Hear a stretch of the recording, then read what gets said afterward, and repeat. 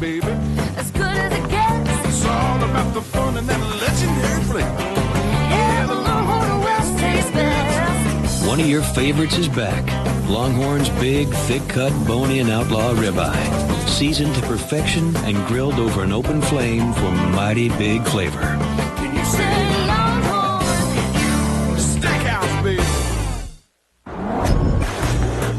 It was fast. We made it faster. It was smart. We made it smarter. Until it was as close to perfect as it's ever come. And that's saying something. Introducing the new, more powerful ES330. At Lexus of Nashville Cool Springs and Lexus of Nashville North.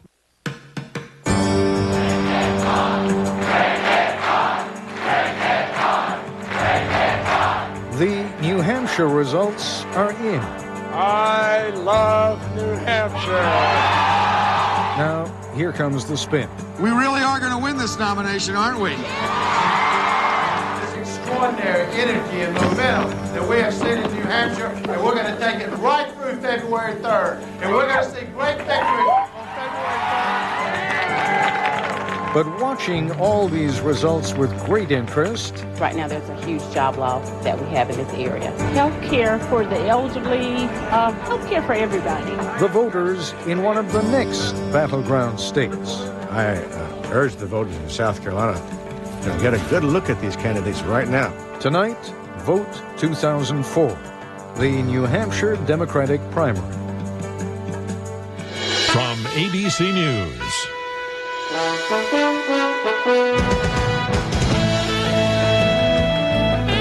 This is Nightline. Reporting from Washington, Ted Koppel. Some of you may remember a wonderful musical by Lerner and Lowe called Brigadoon. That was the name of a magical small town in the Scottish Highlands that awakened for one day every 100 years. Something akin to what happens in New Hampshire every 4 years in this country. Well, this was the day. The New Hampshire primary election, which has an impact way beyond its actual reward in terms of delegates, is now history. What New Hampshire does periodically bestow is something called bounce. The theory being that, modest as they may be, winning the Iowa caucuses and then the New Hampshire primary can give a candidate the sort of momentum that may translate into a bandwagon effect. That is certainly what Senator John Kerry's supporters must be hoping. He has now pulled off his second win in a row, and as you will hear in a moment, he did so rather impressively. Governor Howard Dean, who came in second, has now certainly been relieved of the burden of being front runner. The question now is whether he can ever regain that title.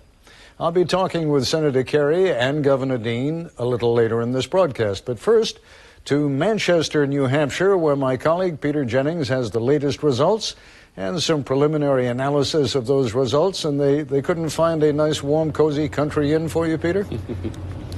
No, it's very nice out here, Ted. In fact, the warm welcome of New Hampshire is characteristic every 4 years. I'll let you deal with them on the issue of Brigadoon. I think they also pass on to the rest of the country a matter of perspective, or at least their own perspective, every 4 years. At any rate, let's get to it. You've said the basics. John Kerry is a convincing winner here. Just look at some of the tallies as they show up in the votes tonight. The vote has almost been 100% counted. But John Kerry is a very convincing winner at the moment, 14 points over Howard Dean. As you said, he got a real bounce after deciding to leave here and go and campaign in Iowa, win in Iowa, and comes back getting people to take a very serious second look at him and give him lots of recognition tonight. Howard Dean, governor of next door Vermont, former governor of next door Vermont, in a second place. You hear from him the beginning of his attitude towards the rest of the campaign. You'll get that in Ted's interview with him tonight. It's very interesting what has been happening in third place tonight. It is actually so close in third place between former General Wes Clark and Senator John Edwards of North Carolina that even when the vote 100% in, we won't be prepared to call it until the Secretary of State in New Hampshire certifies the results tomorrow.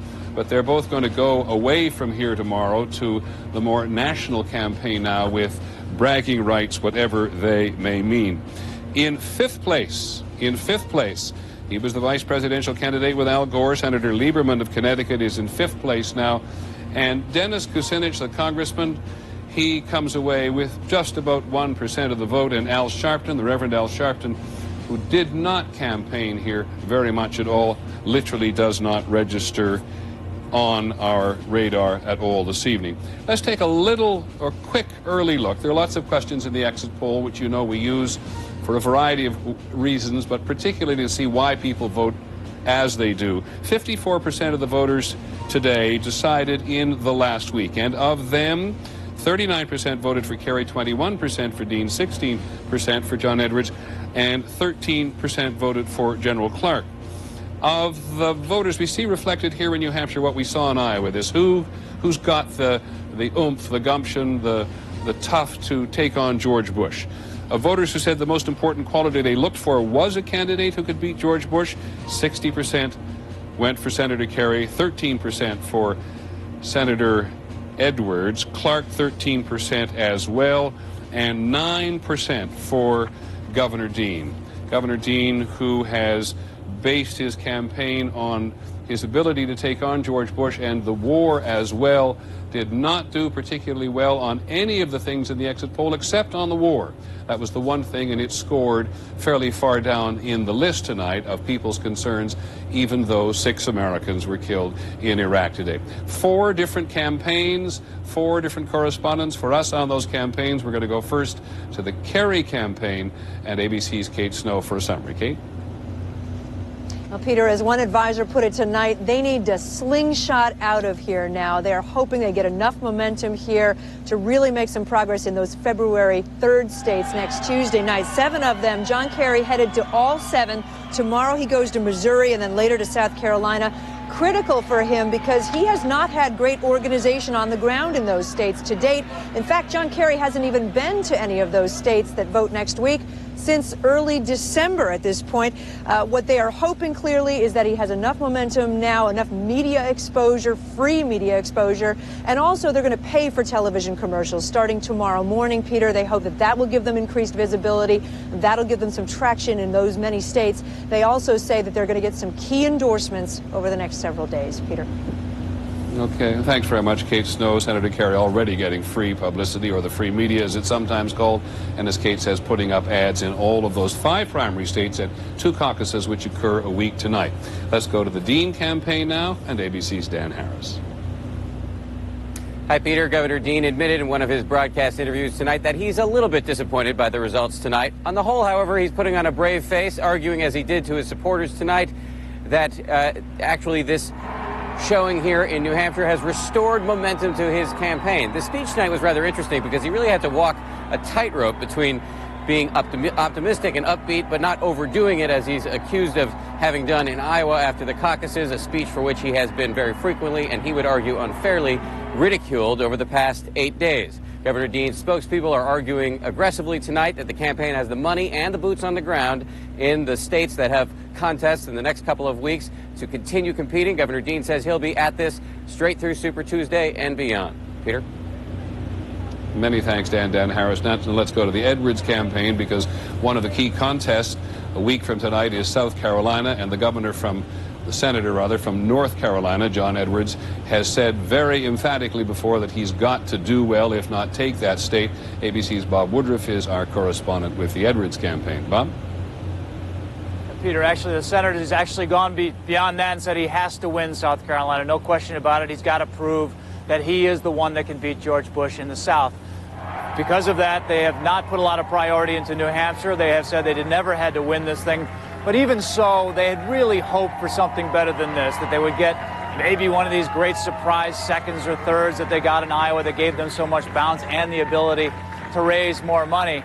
And you could kind of feel it today at the headquarters after the votes were all in. It was just not the same atmosphere as Iowa. There was quite a sort of a depressed mood somewhat there, even though he's very upbeat and putting a positive spin on this, saying, look at the numbers. We've actually shown we can improve everywhere we are. But still, they canceled some interviews and went right down to South Carolina to try to win this one in the South. Peter?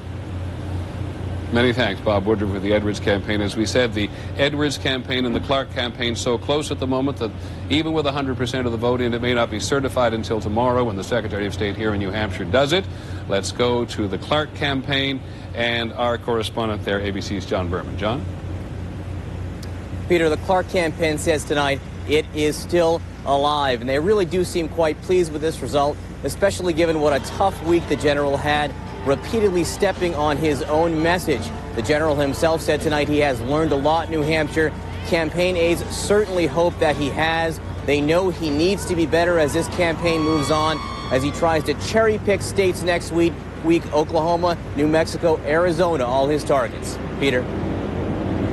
Many thanks very much, John Berman. Now let's turn to ABC's George Stephanopoulos. It's not over. There's a lot of races out there, but as you were saying earlier tonight, the national Democrats are going to likely, you think, coalesce around John Kerry now. No question about it. Kate Snow mentioned it earlier, endorsements. Senator Kerry is likely to get the endorsement of the governor of Michigan, Janet Granholm, the governor of Arizona, Janet Napolitano, and all those Democrats in Washington who want a winner. Most interesting number tonight is that number for Howard Dean. Only 9% of people thought they wanted the candidate who could beat Bush, went for him. That was his rationale 3 months ago. He crumbled on it. And yet in the next couple of weeks, there are going to be a lot of campaigns in a lot of different places. You can't be everywhere at once. That's right. And what could happen to Senator Kerry is that each one of those candidates picks one state, concentrates on it, and tries to beat him there. He ends up with nothing. I don't think that's what's going to happen, though. Okay, many thanks, George Stephanopoulos. Well, Ted, as you know just as well as we do, this is now a national campaign. Retail politics that we have so enjoyed in New Hampshire and in Iowa are over. It now comes down to money, and it comes to television time, and you'll have a chance to talk to the two leading candidates, the one leading candidate tonight and the second. Back to you in Washington. Thank you, Peter, and you said it just right. I will be talking with tonight's winner, and tonight there really was only one winner, Senator John Kerry, but I'll also be talking with Governor Howard Dean. All of that when we come back. This is ABC News Nightline, brought to you by MasterCard. Cracked cranium, $10 copay. Aye, aye. Aye, aye. Aye, aye. Aye, aye. Bruised cornea, $10 copay. Okay. Dislocated jaw, fractured wrist, mild concussion, $10 copay. No hurt feelings. I'm poisoned. Priceless. There are some things money can't buy. For everything else, there's MasterCard. Accepted by optometrists, neurologists, and orthopedists. Meanwhile, in Dad's office... I'll be right back, honey.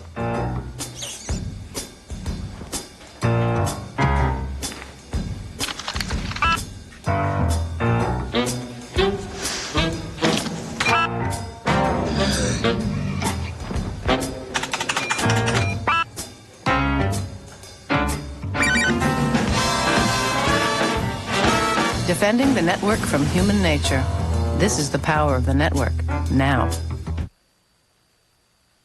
Tomorrow, the race for the presidency. Who will take the lead after New Hampshire? Plus, traveling back from Baghdad with our troops. What's it like to be coming home on World News Tonight? Hey, Sprout, what you doing? The giant asked me to help jazz up dinner. Maybe he was thinking of this.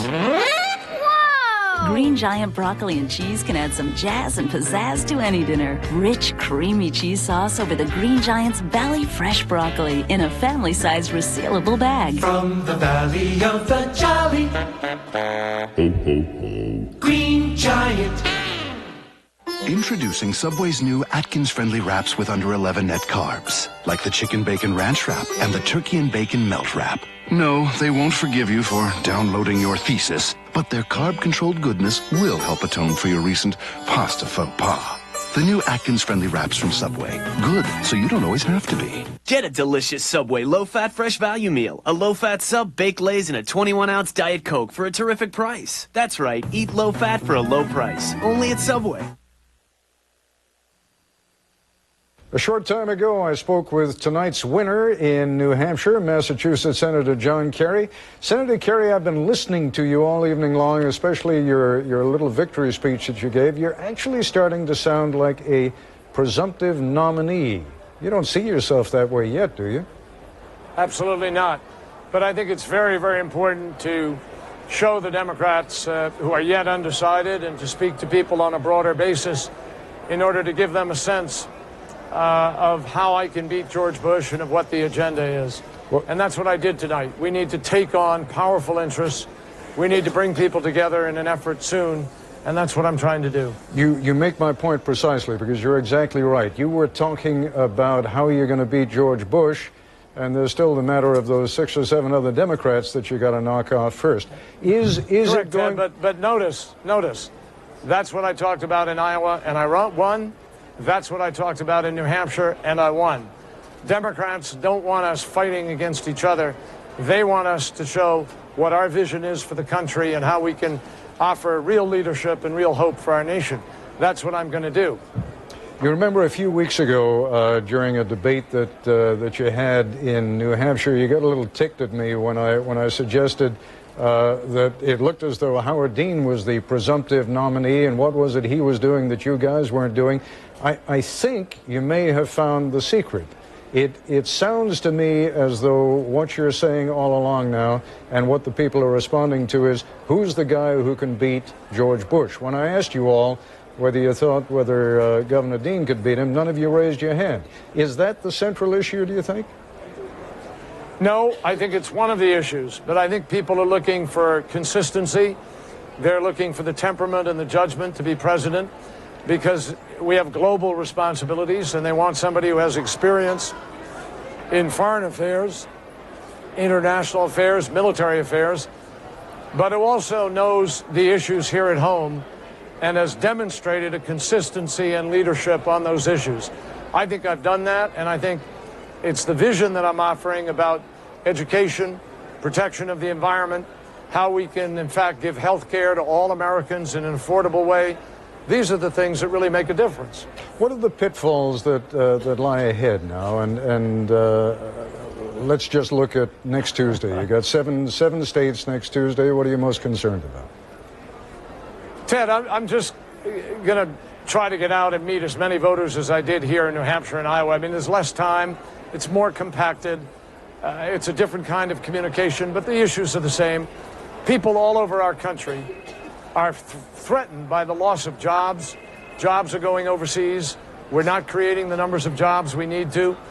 Parents and kids are finding higher tuitions in colleges. George Bush has cut the tuition loan programs.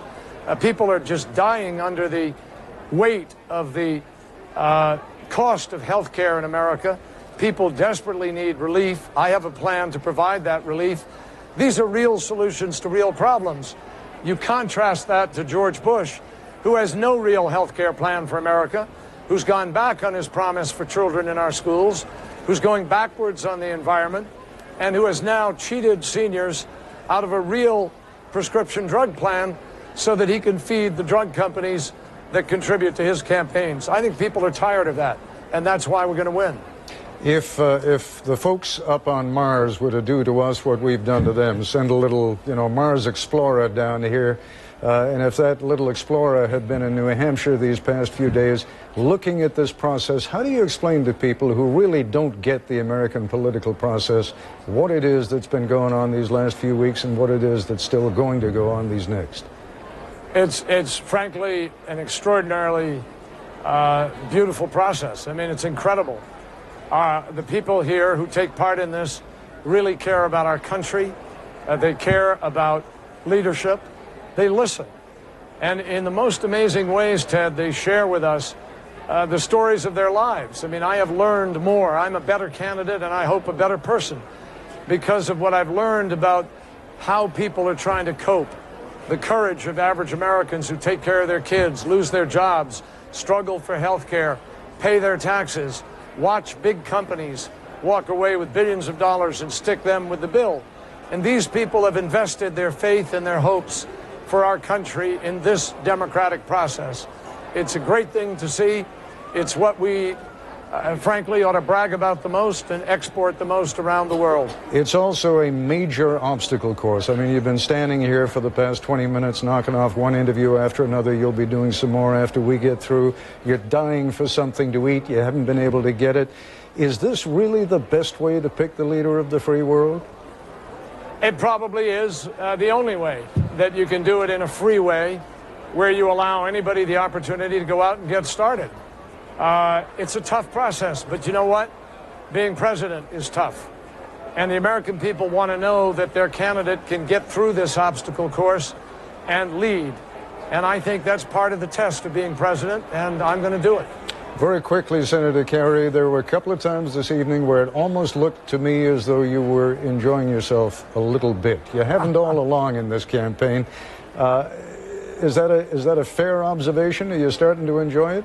I've been enjoying myself for the last few months, to be honest with you. And the people who've been traveling with me in the campaign who represent ABC or other networks know that. We've been having a lot of fun on the trail.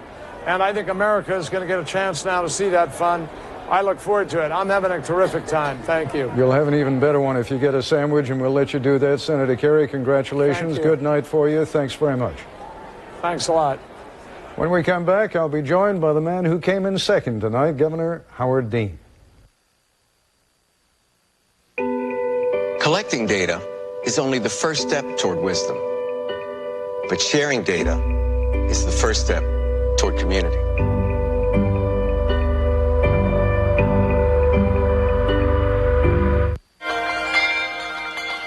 It's a beautiful morning. I don't want to go surfing, and I'm not looking to sail around the world. All I want is to get out here early and surprise a few clams. Ask your doctor today about Vioxx, a prescription medicine from Merck, and find out what Vioxx can do for you. My doctor prescribed Vioxx, and I stayed with it. Vioxx. Comparing coverage on high-speed wireless data networks, Sprint reaches 25 million more people than AT&T Wireless. Well, how fast is Sprint? We're ready, Steve. Rock and roll.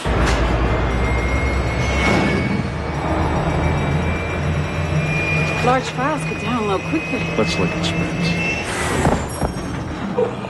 In business, you need both speed and coverage. 1-2 punch indeed. Get better high-speed data coverage. Get the facts at Sprint.com. One Sprint, many solutions. Get a little out of line. The best thing about being a woman is the prerogative to have a little fun. The new Chevy Colorado Crew Cab has the biggest interior in its class. So if you're ever uncomfortable, it won't be because of lack of space. Man, I feel like a woman. Everything's bigger in Colorado. An American revolution. A player who makes the team great is more valuable than a great player.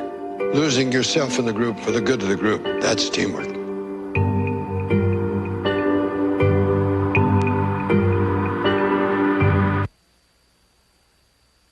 Tonight on Jimmy Kimmel Live, Jimmy welcomes celebrity moles Keisha Knight Podium. And we're only 3 days away from Jimmy's Houston home invasion, shot entirely from a fan's house. Watching on to Jimmy Kimmel Live, coming up.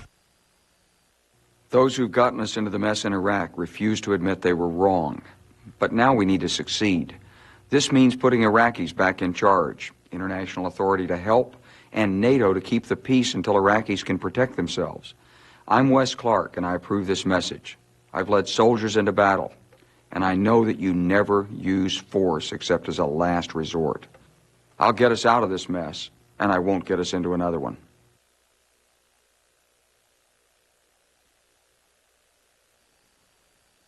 And joining us now from Manchester, New Hampshire, Dr. Howard Dean. Governor Dean, your plans now. You're going to head back to Vermont tomorrow and do a lot of satellite interviews, but I gather also sit down with your staff and sort of reappraise. Well, we will reappraise. Go ahead, sir. We will reappraise, Ted, but, you know, we really know what we're going to be doing. We're going to be heading to Michigan and then South Carolina for some campaigning there, Missouri, New Mexico, Arizona. You know, that we've got 13 states, if you include the District of Columbia, in 12 days. We've got a lot of work ahead of us. I don't know whether you would accept the sadder but wiser, but you're certainly wiser now about the nature of this national campaigning than you may have been 3 or 4 months ago. What have you learned? Well, I've learned it's not so good to be the front runner early, and I've known all along, of course, that we never were the front runner. That Time, Newsweek, and the U.S. News and World Report don't get to pick the front runner. The front runner gets picked by the voters. We're back in the battle again. This is really a fight for American families, and it's going to ultimately be a fight between whether you want an insider to go up against George Bush or whether you want to really change this country. I really want to change this country. That's what this is about. I think American working families are in a lot of trouble. They're certainly not going to get out of trouble as long as George Bush keeps running up enormous deficits, which our kids are going to have to pay for. And we're going to stay at this until we change this country. You're right, we in the media do have a tendency to pick winners and losers for everybody. Who are you running against? In other words, has John Kerry now got that target on his back, the one you've been complaining about for the last few months? And if so, how do you go about overtaking him? I think what we're going to do is focus on the president's agenda or lack of agenda. There certainly will, I'm sure Senator Kerry and I will have our differences of opinion, as will I with the other candidates. But in the end, this is really a race to replace George Bush, who's done so much harm in terms of loss of jobs and harm to our moral leadership of the world in his short 3 years as president. Do you have a determination? You certainly got the money to do it. Do you have a determination to stay in until the Democratic Convention come hell or high water, or would there be a point at which you would say, no, I mean, the public really has spoken. Now it's time for me to step back and get out? Well, I think the public is going to speak for change, and we want to give them that opportunity in a lot of states. So, I can't tell you what our strategy is because that wouldn't be proper on ABC News, but we're very well organized far through Super Tuesday. We've got a whole delegate slate in most states going right through Illinois, which is on March 9th. So we're going to be in this for quite a while. And money is not a problem for us because we have an enormous donor base of small donors. Ordinary working Americans are the people who are supporting our campaign, not people who write $2,000 checks. And that's going to be, I think that's really going to be very, very helpful as we go through this, because we're really fighting for ordinary Americans. This is not a special interest-driven campaign. David Kay, as you know, has just come back from Iraq and has said, in effect, I am now convinced that there never really were massive programs for the development of weapons of mass destruction, that there are no weapons of mass destruction left in Iraq, weren't any before the war. You were beating that drum pretty hard for a while. Curiously, you haven't been beating it that hard the last few days. Why? Well, I think the president clearly misled the nation when he sent our troops to war. Saddam was never an imminent threat to the United States, as the president claimed. He never had anything to do with al-Qaeda, as Secretary of State Colin Powell admitted was the case only last week. So why were they saying all that a year ago, and why did all these senators from Washington vote to send our troops to war? Now, the key issue for Americans is not the Iraq war, it's jobs and health insurance, both of which I happen to know a lot about as a governor. But I do think the behavior of the president and his administration during the process by which we were sent to war, and I think the behavior of so many of the Democrats in the Senate, many of whom are running for president now, in regards to sending us to war, does have some indication and some bearing on what kind of presidents they'd be, and I think that will continue to be a bone of contention during the primary. Just a quick final question. You've got 130,000 U.S. troops over there. I think I've heard you say you can't just arbitrarily pull them out of there. Right. Can you give me a 30-second Howard Dean plan for getting the troops back and for ending U.S. involvement? First thing to do is have elections in Iraq, so the Iraqi Council, when they put together a constitution, will have the confidence of the Iraqi people. Second thing to do is have that constitution written under the supervision of Americans, so it will protect women's rights and the rights of the minorities in Iraq. The third thing to do is do what George Bush's father would have done, which is to bring over 100,000 troops from our allied nations, which we will be able to do when we have a new president, preferably from Arabic-speaking and Muslim nations, into Iraq. Bring our one division out of the two that's over there home, and bring our entire Guard and Reserve contingent home. They have no business being in Iraq for periods of up to 12 months at a time. We're not going to fully withdraw American troops. We can't do that. But what we can do is make this turn this into an international reconstruction effort instead of an American occupation, and reduce the risk of our troops substantially. Governor Dean, again, I know it's been a long day and you have many long days still ahead of you, but thank you so much for taking the time. Ted, thank you very much. I appreciate the opportunity. When we come back, we'll try to decode the spin with a couple of veteran spin masters. Wear contacts? Visine for contacts does more than re-wet your lenses. It really, really refreshes your eyes. Visine for contacts gets the dry out when contacts are in. Circuit City's the place for DirecTV. Stop by today and get up to 3 rooms free, including installation and a $75 Circuit City gift card after mail-in rebate when you activate any Total Choice programming package. And right now at Circuit City, make the most of DirecTV entertainment when you upgrade any receiver to a DirecTV DVR for just $99.99. Circuit City, we're with you. Now there's a new non-drowsy medicine that lets you breathe again. Alivert Allergy and Sinus relieves sinus pressure, runny nose, and nasal congestion. Breathe again with new Alivert Allergy and Sinus. The right relief, wherever you are. From Stephen King, who brought you The Stand, Carrie, and The Green Mile, comes his latest vision. Inside this skull is the biggest, scariest, haunted house of them all. Welcome to Kingdom Hospital, a place medical science can't explain. Kingdom Hospital is haunted. For the first time ever, a weekly television series from the master himself. Cool. Yes, it is. Stephen King's Kingdom Hospital. There are lots of vacancies. Premieres ABC Wednesday, March 3rd, 9, 8 Central.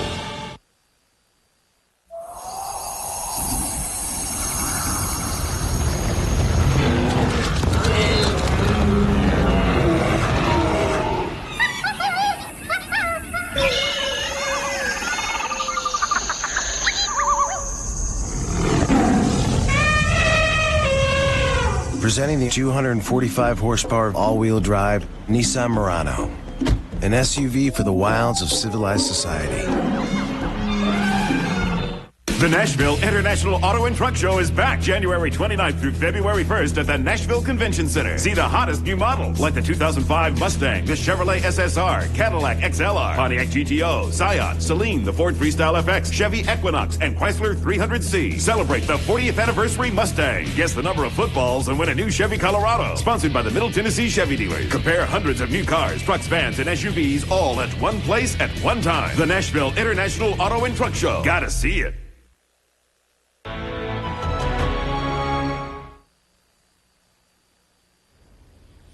And I'm joined live now by a couple of political pros, Republican strategist Mike Murphy, who has counseled candidates John McCain and Arnold Schwarzenegger, and John Podesta, former chief of staff to President Clinton. Now, Brother Murphy, here is the premise. The phone rings at about 2 o'clock this morning, and it is Governor Dean who says, "You did great things for McCain. I need help. Stop the slide. What do I do?" I tell him I'm a Republican, but if I were drunk enough to go with the premise that I'd switch parties, I would say it's going to be tough. He's got what I would do is win a state, preferably 2 states, big states from the Big Four, South Carolina, Missouri, Oklahoma, Arizona. Pick 2 places, going with everything he has to win. Don't try to play the whole field. And because if he doesn't win, what's happened to Dean now is he needed about a 5-point race. He didn't get it. And if he doesn't break through and win some stuff, all the money in the world won't help him. He'll just be the perennial second-place guy while Kerry rolls up the nomination. John, you buy that? Well, look, I think tonight was a tremendous victory for Senator John Kerry. He came out of Iowa. He came out of New Hampshire with a real lead and with a real, with the wind at his back. I think that Governor Dean has a very tough map in front of him. You've got these other candidates, General Clark and Senator Edwards, who are going to try to break out in the South now next week. But I think you can't take this victory away from Senator Kerry. He really came out with a very strong showing tonight. It is almost as though, and John, let me turn to you first on this, it is almost as though the Democratic establishment has been battling for the last few weeks just to prevent Howard Dean from becoming the nominee. And now that it looks as though Senator Kerry has the wind at his back a little bit, everybody is getting ready to jump on board and say, yeah, that's more like it. That's what we had in mind. Is that what's happening? Well, I don't think it's so much the Democratic establishment. You know, the polls that that Peter Jennings referenced at the front end of this, of your show tonight, showed that the Democrats want someone who can beat George W. Bush. And I think that if you look at the turnout in Iowa, where it doubled over 2,000, if you look at the turnout tonight, which was record for New Hampshire, a lot of independents coming out, they're looking for someone who's got what it takes to take on George W. Bush. They want to see a change in direction in this country. And right now it looks like Senator Kerry is winning a share, the lion's share of that vote. Mike, it does look, and let me let you put your more comfortable Republican hat back on again. It does look as though what has been going on, certainly within the Democratic Party, is that there is just a tremendous zeal to get rid of George Bush, and that is doing something that the Democrats usually have a hard time doing, and that is it's unifying the Democrats. Well, I'm not sure if I agree. I mean, there's no question the Democrat primary voters are the most likely people in the world to want to get rid of a Republican president. And what has happened tonight, I think, is that the establishment side of the party has taken control of the race again. I believe that tomorrow, there's a reason that Kerry's going to Missouri, not South Carolina. He's trying to create Missouri as the big thing. I smell a fix with Gephardt. They kind of come up through the floorboards and endorse him in the next day or two. I think you'll see a rush of the party establishment to Kerry because they don't like Dean. He's an outsider, and they think he's a weak candidate against the president, who clearly the Democrats would like to beat. I think Edwards, the other big finding tonight, a couple thousand more votes, 2,000 more votes, and John Edwards would have had a better story. He would have been on your newscast tonight, and he'd be a real threat to Kerry in some of those southern states. He's still a threat, but he didn't quite, it was really close. He didn't quite get what he needed tonight to really get that bounce you talked about early, which he's going to need in order to get through the February 3 thing and stay in contention. What do these other candidates have to do now, John Podesta, the Clarks and the senator from North Carolina, Mr. Edwards? What does he have to do to get back into the race now? They got to win. They've got to win some primaries. And again, the plural. I mean, he can't just win South Carolina and then say, I've done it. You know, we've got Oklahoma coming up. We've got New Mexico and Arizona, North Dakota, and then the week after that, after Michigan and Washington, Tennessee and Virginia. Those are states that play well to the kind of message, which I think is actually quite strong, that's coming from Senator Edwards and General Clark. But they've got to get out there and show that they can win. And you know, Senator Kerry now has an advantage. He's going out to Missouri. I actually doubt that Mike is right about Congressman Gephardt, but there are Senator Kerry's putting together an organization in Missouri which has the most delegates next week, and so I think that this race is firming up, and you're going to see whoever can win some of these primaries in the next couple of weeks is going to emerge as the nominee to take on the president. Let me see if I understand you. You're saying you don't think Congressman Gephardt will throw his support behind one of these candidates? I think he's probably going to stay out of it till after the Missouri primary. Really? Why would he do that? Well, I just think that's I think that's the indication that he's given, and I think that's probably right. Is there a dime's worth of difference among these candidates, Mike, in terms of the message now? I mean, beyond we got to get rid of Bush? Well, I think it's been interesting. John Kerry has turned into the message sponge. He is now doing some of Edwards' shtick. He's doing a little bit of Dean's shtick. He's kind of doing what frontrunners do, which is try to dominate every category of message. So they appeal to a wide variety. So what's your answer to my question? Well, I am a spinner, Ted. I believe there are mild differences. In some ways, Edwards would be the most competitive candidate against the president, but I think he'll beat any of them on a strong economy and a war that most people support for American security. These guys are still playing to the liberal wing of the Democratic Party, and that's not a way to get nominated. John, very quickly, you think this thing will be over in the next month? I think, well, probably by March 2nd it's going to be over. But, you know, just to pick up on what Mike says, the president's sitting with a 44% re-elect. In the Newsweek poll, John Kerry is now beating the president. He had a State of the Union in which his job approval actually went down, sort of breaking the normal cycle. So I think this is a wide-open, competitive race. It's been a good race, and these candidates are giving each other a run for the money, and I think the person who emerges is going to be a very strong candidate against the president. John Podesta, Mike Murphy, thank you both very much. Thank you. When we come back, the political movement in cyberspace. Coming to ABC from the mind of Stephen King. A story so personal only he could tell it. I'm afraid your husband's spine and skull were severely damaged. His chances are 100% zero. A story so chilling. I want a dozen double-stuffed Oreos, Ivy Push, ready with 1,000 milligrams of peanut butter crackers. Only Stephen King could imagine it. Inside this skull is the biggest, scariest, haunted house of them all. Welcome to Kingdom Hospital, where patients never die. To spirits. of all kinds. For the first time ever, Stephen King brings a weekly television series to ABC. Cool. Yes, it is. What kind of place are you people running here? I'd to keep a close watch if I were you. Elvis has left the building. Stephen King's Kingdom Hospital. There are lots of vacancies. Premieres ABC Wednesday, March 3rd, 9/8 Central. For 29 downtown businesses that have been recalled. Watch out. Very serious injuries. The news where you live never stops. Just released how they're proposing to do it. And neither does News 2. Thieves yank it out of a store. News Not a Drug. The team that uncovers relevant information. You need to know. And delivers a straight-to-the-point newscast the Associated Press calls Tennessee's best. Go with it. Thank everybody for helping. See for yourself with News 2 and WKRN.com.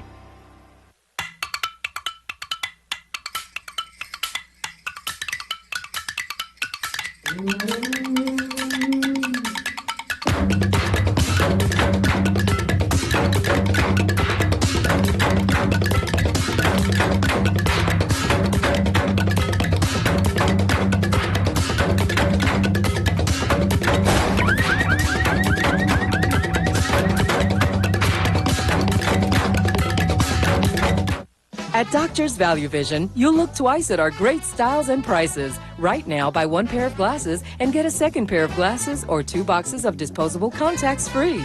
This offer includes over 1,000 great-looking frames in the newest styles, trends, and colors. Or choose 2 boxes of disposable contacts. You can get a state-of-the-art eye exam with no appointment necessary. And most glasses will be ready in about an hour. Your satisfaction is guaranteed at Doctor's Value Vision. Why pay more?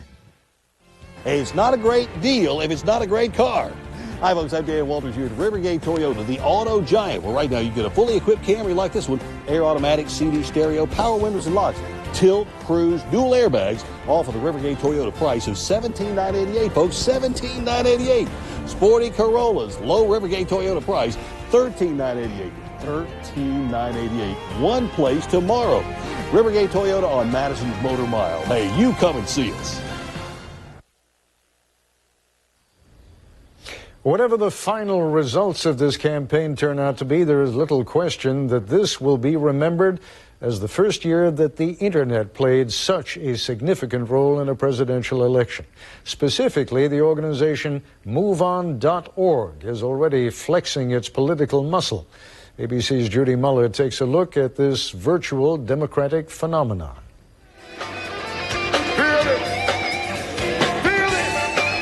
Members of MoveOn.org usually meet in cyberspace, but on this rare occasion a few weeks ago, they met in a real space, New York's Hammerstein Ballroom. You know, I spend most of my time behind my computer writing email to you folks, and I've never been in a room with this many MoveOn members before. And nearly 2 million Americans are members of this burgeoning internet group. Only a relative handful were present this night, but they were all invested in the outcome. The recognition of the winner of the Bush in 30 Seconds contest for a political ad produced by a Move On member. About 1,500 people submitted entries from the hard-hitting. There are some who feel like that, you know, the conditions are such that they can attack us there. My answer is bring them on. To the humorous. That ordinary citizens could create such sophisticated ads may seem surprising, but this group is full of surprises. I think it's potentially revolutionary. For one, it's going to bring younger people back into the system. Two, it's going to break the power of the big media. It's going to allow citizens to come forth with messages, as we see with these ads, and it's going to allow small donations to break the power of big money in this country, and that could have a potentially revolutionizing effect on our politics. The implication. That might sound like hyperbole, but even Luddite politicians are paying attention to the way MoveOn.org has changed the political landscape, especially in the area of fundraising. Howard Dean got his first big boost when he garnered the most votes in MoveOn's online primary election last year. We told everybody who was participating the MoveOn primary means nothing. If you really want to have an impact, you have to participate in the money primary, which is taking place right now without you. And they did. With small contributions, members filled the campaign coffers of their favorite candidates. Dean raised millions of dollars from people his campaign had never identified as supporters. And so in a sense, the following did find Dean.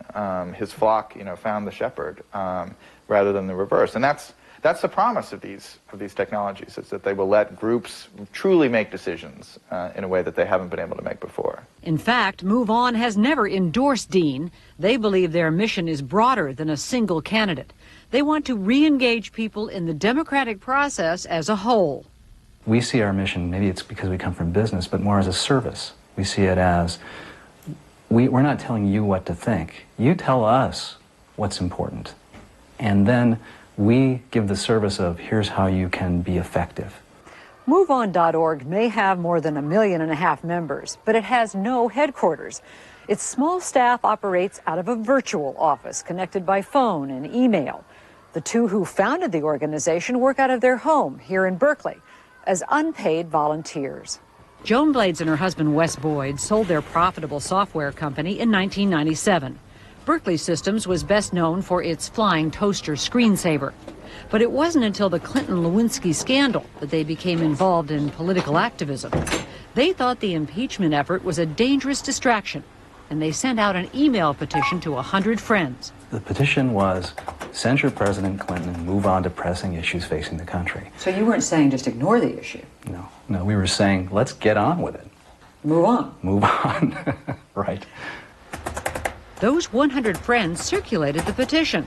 In a matter of days, 100,000 had responded. And then it was, oh my gosh, what do we do? How do we help these people who we now know really want to be a part of this, who really want to be heard? The answer? MoveOn.org, an organization with a website that used technology to empower and connect members. Membership surged during the run-up to the war in Iraq. While many members attended actual anti-war marches, others jammed congressional phones and inboxes in a one-day virtual march on Washington. In March, Move On urged members to come together for a candlelight vigil against the war. Hundreds of thousands of people turned out at thousands of different locations in the U.S. and abroad. How could we have organized something like that without the internet? And we did it with 4 days lead time. It's a great revival of something that people thought that the internet was going to kill off. I mean, if you rewind the tape 10 years and you would hear lots of people saying, oh no, the internet is going to kill public space. It's going to kill the common special places where people would get together and share ideas in public. And in fact, the internet has been a great enabler for them. But internet democracy is sometimes messy, as Move On discovered when it held its Bush in 30 Seconds ad contest. Members were able to view the ads online and vote. But 2 of those ads raised hackles because they compared President Bush to Hitler. I think that the fact that they had a screening process that 2 ads comparing the president to Adolf Hitler managed to get through reflects a very disconcerting lack of judgment on the part of MoveOn.org. Move On apologized on its website, but maintains that the RNC was overreacting. We mostly presented the ads as is to our membership to ask them to tell us which ones are the good ones and which ones are the bad ones. The ads that he's referring to were very quickly ranked very low, and almost nobody saw them. It's about 300 people that even saw them. In fact, the ad that won did not personally attack the president, and it focused not on the war, but on the deficit. It's an elegant ad, and it's about the long-term picture. People care about our future, and they believe that this is the ad that should speak to all Americans, and I think it does. We have an opportunity to run the winning ad in this contest during the Super Bowl. It would actually be... Move On members contributed enough money to buy time for the ad on the Super Bowl. But CBS, which is airing the Super Bowl, said no, citing its policy against airing ads that take a stand on controversial issues. After airing its ad on CNN last week, Move On is still showing it on its internet site. And in the future, says Boyd, television will matter less and less in political discourse because everyone will have access to the internet. Essentially, you'll have the internet on your telephone, and there's been talk about this digital divide problem where some people don't have access to the internet. that will be cured because everybody, more or less, will have these telephones. Looking to the immediate future, the Bush-Cheney 2004 campaign has opened a website that mimics some of the features of MoveOn.org. It's being promoted as a portal for grassroots activities. The cybergrass, apparently, looked greener on the other side of the fence. Yeah. And green is something all politicians understand. Thanks, kids. This is Judy Muller for Nightline in Berkeley, California. After tonight, the Democratic contest picks up speed with 7 states voting next Tuesday. A look ahead when we come back. Thursday on a new threat matrix. We got 3 al-Qaeda agents in the U.S. passing as ordinary citizens. Identity theft taken to the extreme. With operations to change people's appearance. The team must prevent one of America's greatest fears. We're 10 minutes from a meltdown. A new threat matrix. Operation Deadly Double. Thursday at 8/7 Central on ABC. Meredith Vieira. You love her on The View, but she hasn't shared this private view of her life until now. Friday, she talks exclusively to Barbara Walters about her husband, her family, and the battle they face. Are you going to tell people I made you cry? She's an evil woman. An unforgettable 2020, Friday at 10, 9 Central. Big names, big hits, big excitement. It's action you don't want to miss. ABC's Super Golf Weekend. Go, baby. Legends Nicholas, Palmer, Trevino, and Watson tee off in the Wendy's Champion Skins game. Oh, that was a good-looking putt. Plus, the PGA Tour's top money winner, Vijay Singh, heads the field at the FBR Open. Super Golf Weekend, Saturday on ABC. Are you dog tired of a wet basement? Has your house settled? Have the walls cracked or bowed inward? Then you need the All Dry solution. With our customized recommendations and patented All Dry system, we offer a lifetime guarantee on our work. Now that dog will hunt. Pick up the phone and call who? Call All Dry today. Who is God? Where does he live? Does he have a dog? Does God like mud? Does he like peas? Does he have a sister? Does he have a website? Did he take my teeth? Can he do this? Does he have any kids? Don't you just love kids? A message from Two Rivers Baptist Church. Visit us at tworivers.org. At Hallmark Volkswagen, we have the all-new Volkswagen Touareg, Motor Trend's 2004 Sport Utility of the Year. And the awesome new Beetle convertible, one of the most fun little convertibles ever made. And January sale prices like $99.99 on this certified pre-owned Jetta. Push, pull, or drag your car in and we'll trade.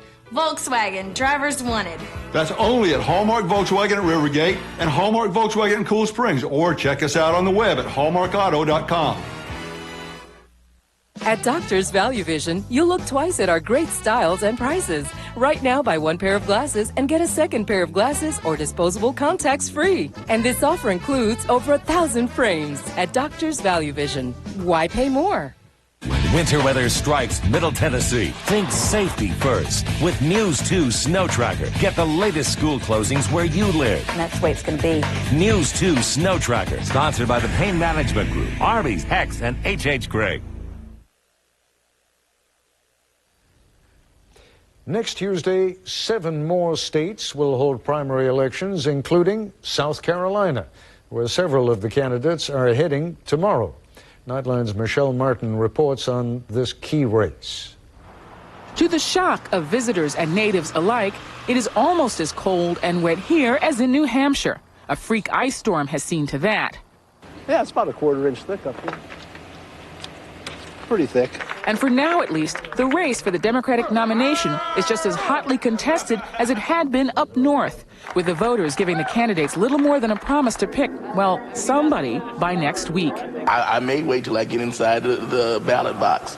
I'm a lifelong Democrat, and I really haven't decided where my support is going to go. Dean, and I'm thinking in terms of Edwards and Clark, and I'm undecided at this particular time. The people down here are just now beginning to pay attention to the primary. You go to Iowa and New Hampshire, and that's all there is. I mean, it's become a cottage industry in those 2 states. The presidential race is not a cottage industry here. There are no yard signs. no billboards, and very few television ads right now. Actually, there are billboards, but they're about lost jobs, which is the one thing everybody seems to agree on. The big issue here is unemployment. South Carolina has one of the country's highest unemployment rates. The state's influential congressman, Jim Clyburn, says voters want a candidate with a plan. We're looking for that candidate that can get us beyond those issues that we call hot-button issues. We don't need to be talking about whether or not a woman has the right to choose when we have their children going to bed at night hungry. We don't have jobs to absorb them into the economy. But the other thing these voters seem to feel strongly about is that they don't want to be ignored. Of the 7 states holding primaries next week, South Carolina doesn't even have the most delegates. That would be Missouri, which suddenly went up for grabs when native son Dick Gephardt dropped out of the race. You know, I was born not far from there. But South Carolina is the first Southern primary and the first place with significant numbers of African-American voters, one of the Democratic Party's most loyal constituencies, as many as half the primary voters there. A candidate who does well can make an argument about his ability to build coalitions, attract diverse support. The courage to do what's right means standing up for civil rights, for equal rights, and ending discrimination for all Americans. That's why John Kerry announced here.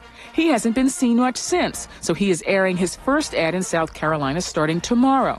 The South is not George Bush's backyard. It is my backyard. That's why John Edwards, born in the state and a senator from neighboring North Carolina, has made a major stand here. I was born right here in South Carolina. This was my first home. The folks I grew up with, they weren't famous, and they sure weren't rich. There's 4,000 names here. Yes, that's why General Wesley Clark is all over the television here. Who helped negotiate a peace and has dedicated his life to protecting our country. And why Reverend Al Sharpton has practically moved here, becoming a familiar fixture in pulpits across the state. We need to discuss this party and the direction of this party. Sharpton says Democrats cannot win without the South and cannot win without black voters. That's why he says his role is to energize that vote. In South Carolina, the Republicans won the governor's race, the last race, by 40,000 votes. There were over almost 200,000 blacks that didn't vote, that could have voted. So rather than go for conservative, right-wing, Confederate flag-waving pickup truck guys, saying that's the swing vote, if you talk more to the base vote that is inclined to vote for you and got more of them out, that's your swing vote. Ever since that day when I get in trouble, Another reason Reverend Sharpton has been spending so much time in church is that's where the voters are anyway, both white and black. There was a poll taken down here recently which showed that 41% of the Democrats call themselves conservative to very conservative. The Christian religion and my Christian faith are a big factor in helping me to determine who it is that I want to be president of the United States. Service continues with the great thanks. But the religious views of the voters we met don't necessarily guide them to one candidate. For example, this voter likes Joe Lieberman. Well, I feel like right now he is probably he probably stands for more like I do than the rest of them. Any of the candidates that that are running should have some thoughts about the morality of the country. But she likes John Kerry and John Edwards, believing they will be sensitive to the concerns of minorities. As of tonight, the storm in South Carolina has ended, and with it, all the other similarities with the New Hampshire campaign. The up-close and personal door-to-door politics are over. The national campaign has begun. This is Michelle Martin for Nightline in Washington. Thousands of miles from today's primary, the war in Iraq goes on, and U.S. soldiers serving in the line of duty continue to pay a high price, as do civilians. A short time ago, a powerful bomb damaged the Shaheen Hotel in central Baghdad. The Iraqi housing minister was in the building at the time, but was apparently unhurt. It's unclear how many were injured in the blast. Earlier today, a convoy of military vehicles hit a roadside bomb south of Baghdad, killing 3 U.S. soldiers, wounding 3 others. Another bomb killed another 3 soldiers near al-Ramadi. 1 Iraqi also died in that attack. Today's attacks bring the total number of military personnel killed in Iraq to 516. 2 CNN employees were also killed today. Producer Duraid Isa Mohammed and driver Yasser Khattab were killed when their convoy was attacked south of Baghdad. That's our report for tonight. I'm Ted Koppel in Washington. For all of us here at ABC News, good night.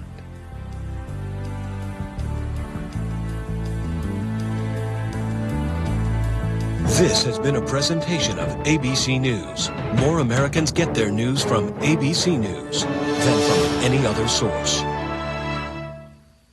Mel Gibson's The Passion of the Christ. It may be the most controversial movie ever. Now, for the only time, hear Mel Gibson tell his side to Diane Sawyer, Monday, February 16th.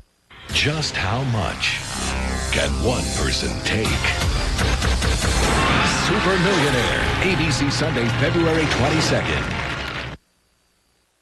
News 2 at WKRN.com.